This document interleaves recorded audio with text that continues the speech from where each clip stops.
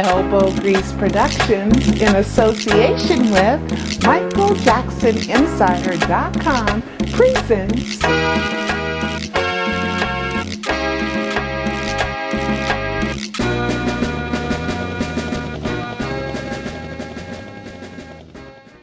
Hi, this is Pearl Jr. with MichaelJacksonInsider.com, bringing you yet another episode in the life and or death of Michael Joe Jackson. Well, guys, we know last month, in the month of May, was the release of Michael's album. They call it posthumous. I don't. Album called XSCAPE. Now, we're wondering about a couple of little things. We all know about PeterPanPyt, aka Peter Midani, aka Peter Madonie. Now, I want to talk about a couple of things that are very, very, very interesting. Okay, on another Facebook page that has the same name as Peter Midani, there is this picture of the insides of a torso, all smiling, and it says, "Hugs keep us alive." Well, look at the date of this picture. It is May 13th, 2 years ago. Now, before I move further, I'm going to tell a story that I've only slightly mentioned in the past.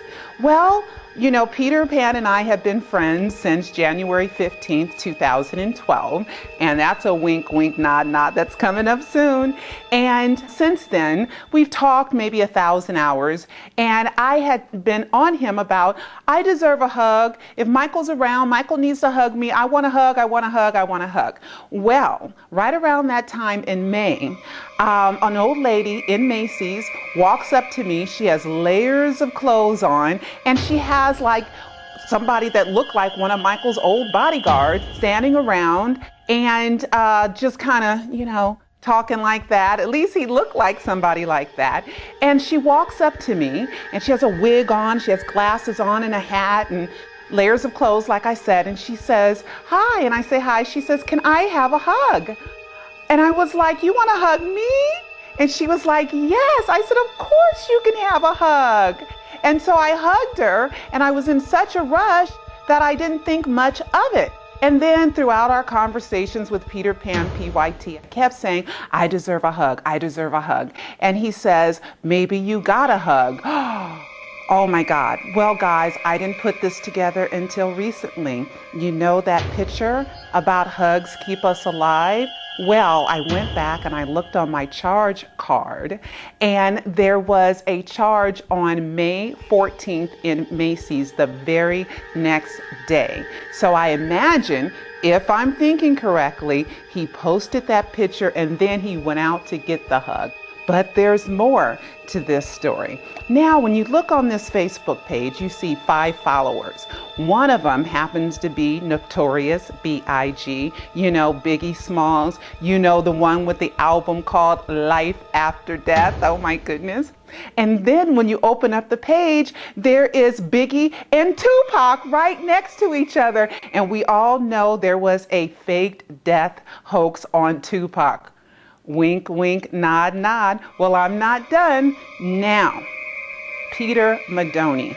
Now, people don't know of the history of the Peter Midani, which is an alias that Michael used to get prescriptions, and it dates back to the Ronald Reagan era. Well, I just discovered that it wasn't Reagan that invited Michael to the White House. It was Michael who made that terms and conditions, because at the time, Nancy Reagan was doing no drunk driving campaign, and they wanted to use the song Beat It. Well, Michael said, "If you want to use my song, guess what? I want to come to the White House." So, of course, we all know about Michael and the Reagans. Now, there is an article out there that PeterPanPyt, a.k.a. Peter Midani, Peter Madonie, Bobby Anderson, Michael Jackson, whatever you want to call him, has sent to me. And it's about a party thrown by a Peter Midani. So nobody knew who this Peter Midani is. Now, apparently, when PeterPanPyt had to change his Facebook last fall in 2013, to a name other than PeterPanPyt. He told me that he had to show Facebook ID, driver's license, all kinds of birth certificate, he even told me. And I said, there is no way you're going to convince me that your real name is Peter Midani. And we giggled and we laughed. And guess what? This article says that Peter Midani is some kind of mysterious man, and this party raised all kinds of money, but the Peter Midani never really showed up. There was a strange guy walking around. So of course, I'm thinking it was Michael Jackson in disguise. Now let's put together Elvis Presley. Okay, Elvis Presley had an AKA, and it was John Burroughs. And that name was given to him by Richard Nixon because he wanted to do an anti-drugs campaign. So he had ID and he had a passport under the name of John Burroughs.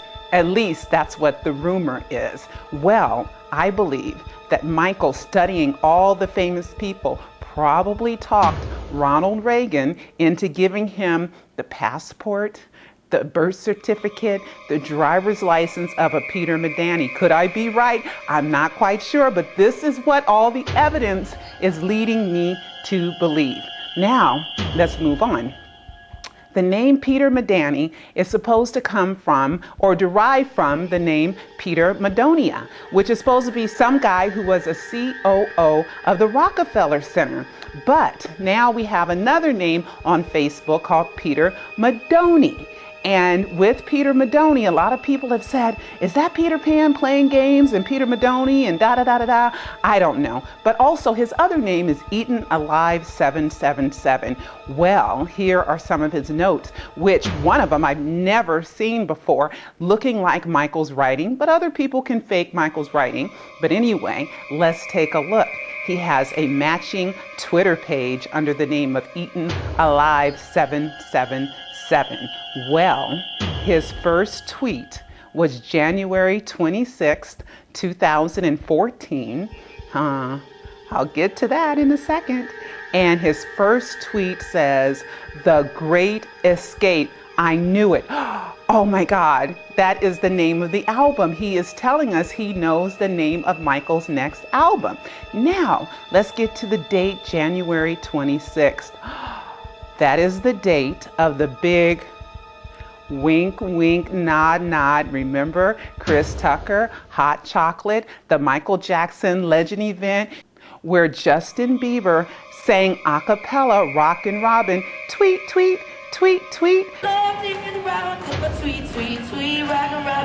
And that's where everything went down on the Hot Chocolate posting of PeterPanPyt and matched with Chris Tucker's spilling hot chocolate at Michael Jackson's house. Yeah, I remember the first time I went to Neverland and I was in his study and I spilled some hot chocolate. And I was so scared that I was never going to get invited to Neverland again. So I was with Jermaine. I said, Jermaine, I spilled some hot chocolate and I don't know how I did that. He said, man, don't worry about that. I said, have fun, you're in Neverland. And then Michael came in and I told Michael, he said, what? What are you talking about? Hot chocolate. Chris, don't worry about that. Don't ride go-karts. What you say? That's just hot chocolate. I got plenty of rooms in here. Well, guys, we have the matching of Peter Midani with the date of the release of the Michael Jackson album, May 13th, and we have Peter Madonie mentioning the name The Escape on January 26th. Oh, there's one more date, January 15th. Remember that date? It's the date that Peter Pan first called me. And it is the date of the release of the Jackson 5 cartoon, which features the cartoon A Rare Pearl, which comes from the album A Rare Pearl. And guess where that date is? Well, it is the date with Hugs Keep Us Alive. And you look at the shares, you click on that, and there's the date, January 15th. Well, this is Pearl Jr. with MichaelJacksonInsider.com, and I have more to this story, and I will see you next time. Thousands believed Tupac did it. Millions believed Elvis did it. But did Michael Jackson really do it? E-movie book, Pseudocide. Did Michael Jackson fake his death to save his life? by author Pearl Jr. It's the most shocking true story of our lifetime. Order yours today. Go to michaeljacksonsuicide.com. That's michaeljacksonsuicide.com.